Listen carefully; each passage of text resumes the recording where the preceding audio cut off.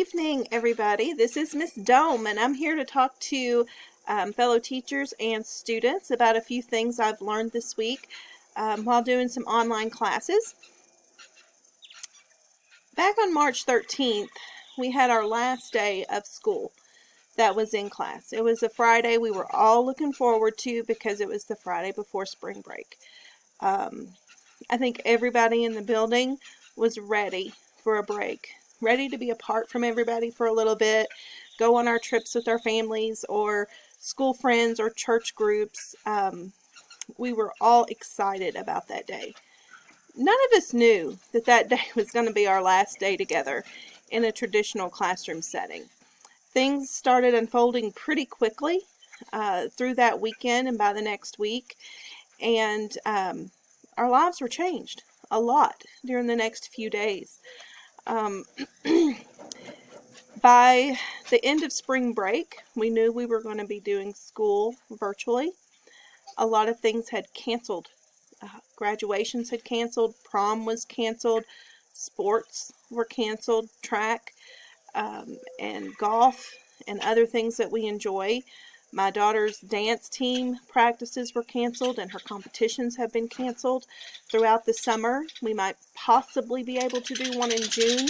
We're still not sure. So those type of things really hit us all pretty hard.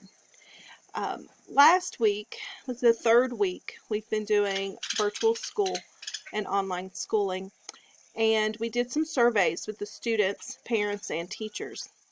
Some of the results we got back from the students, they were anonymous, and I think because they were anonymous, students were pretty honest. We had a lot of comments that sounded like this. I'm nervous and anxious about my schoolwork. I'm nervous and anxious about my home life. I'm lonely. I feel down. This time has been a real struggle for me.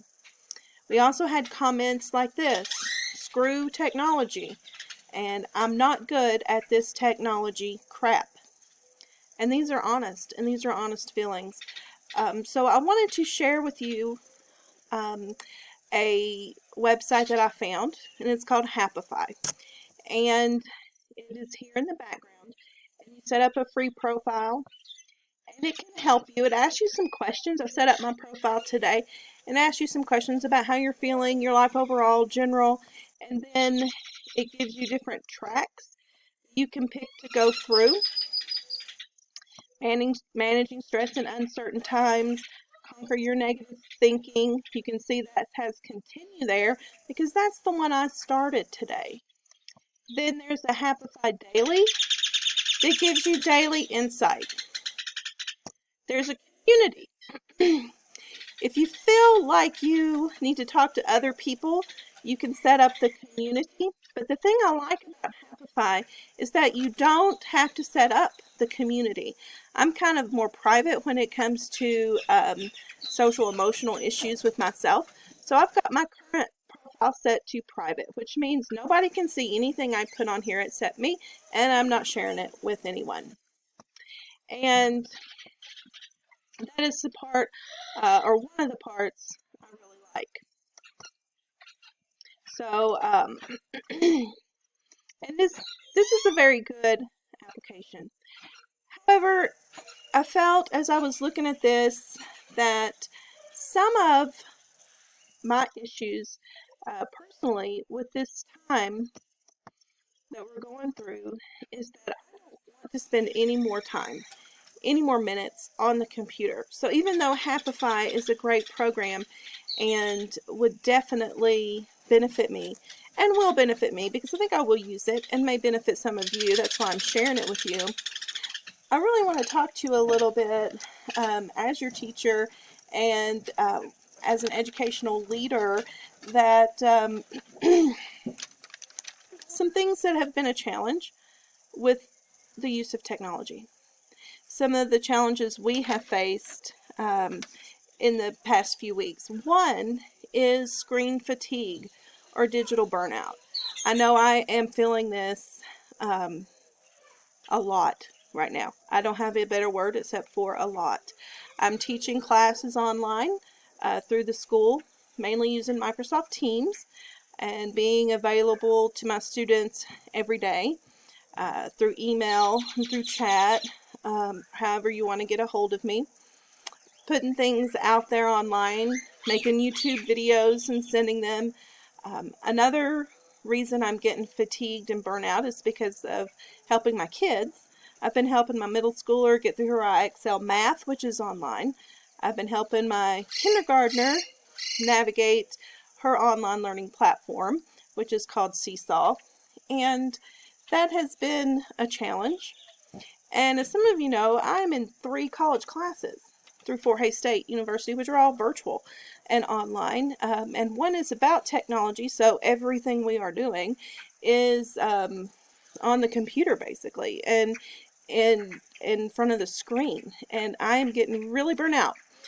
Some of the things, or some of the symptoms, if you think you may be feeling this digital burnout, can be increased headaches, watery eyes, blurred vision, eye strain, dry eyes, difficulty keeping your eyes open. One I'm feeling quite a bit is nausea. I've been looking at screens all day, and usually I take about 2 or 3 Tums a week. You know, I'm no spring chicken anymore, but now I'm going through about half a bottle a week. Um, and this is a real thing, and it is called asthenopia. And I hope I'm pronouncing that right. I'm not sure if I am or not. But asthenopia can vary from person to person, but it can be caused by a number of things. Reading for a long period of time, staring at something in a dim surrounding, driving, bright lights or glares, intense focus, stress or fatigue, which I think a lot of us are already stressed, so looking at a screen all the time is not going to help us. Prolonged screen time, and underlying eye conditions. Some of the remedies that can help this is adjusting your lighting, placing your light source behind you. Another one is changing your environment. That's why you see me outside right now. I'm outside. I have a light source behind me. You can hear the birds, so that may be annoying. You can probably hear my daughter out there yelling at my dog. You may have seen her jumping on the trampoline. This is part of working from home. It's really hard with 4 kids to make them be quiet all the time while you do something you're supposed to do, so that's just what's happening around me right now. Using smart screen time. We can't not use our screens right now. We can't just say, I'm not going to be using technology. But one thing we can do is the 20-20 rule, or 20-20-20 rule, which is stare at something for 20 seconds every 20 minutes that's at least 20 feet away from you, to kind of balance your focus a little bit and keep your screen, or keep from staring at a screen too long. Point your screen where your gaze is downward. I have not been doing that, so that's something I learned from making this video. I've kind of made mine a little different, so that's a new trick I'm going to use. Using a matte screen filter, which means it's just not shiny, so I'm not looking at something shiny, I'm looking at a background that's more dull. Adjust screen brightness, use artificial tears and a humidifier, because if you have a dry home, and a lot of us here in Kansas have dry air and dry homes, using a humidifier can actually help with asthenopia or eye strain or digital eye fatigue.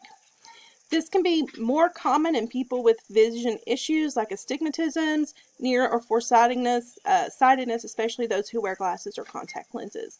And I do have nearsightedness and an astigmatism, and I know a lot of my students do as well, so that's one reason I wanted to talk to you about this issue.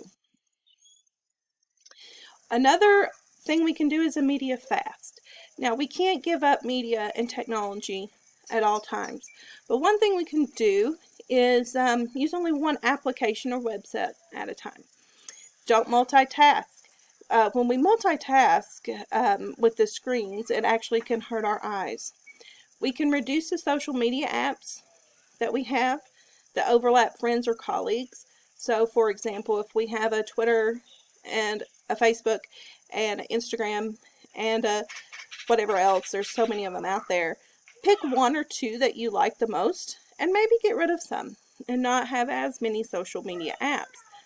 Turn off our notifications. When we're working on something, especially an assignment for school, turn off or silence your phones so you won't know you're getting a text message. Silence your notifications for Snapchat so you're not going back and forth, because it's so hard to get really focused on a project and then your phone beeps and you're like, oh, somebody's Snapchatting me or what's going on. But if you can just turn those off and focus at the task at hand. Silence your phone and all devices at least 1 hour prior to going to bed. Research has shown that this really helps get a good night's sleep. And like I said, you can practice the 20-20-20 rule. And lastly, we're going to talk about the benefits of a media fast. One, it can increase the present moment awareness. What's going on around you? If you're not always looking at your phone or looking at media, you can appreciate what's going around you a little bit more. And it also improves your sleep. And better sleep will lessen your feelings of stress and anxiety. It'll increase your focus and alertness, reduce your risk for depression. It can help your memory and increases your mood. So those are all things we can do to help us during this time when our digital lives seem to be the only way we're communicating with people. But also it can be a huge challenge for us with our mood and with our behaviors and with how we feel. And I know for just speaking on my behalf, I'm feeling a lot of digital stress, digital eye strain. And so I made this video to try to help you, but to also help myself, help teachers and anybody else who may be feeling some of the things I'm feeling. So I hope you guys have a great night. I hope you could hear me, even though my dog and my daughter and my husband are all out here in the background, but it's a nice night and it's a great night to be out. So whatever you're doing, I hope you're enjoying it, and I will see you soon.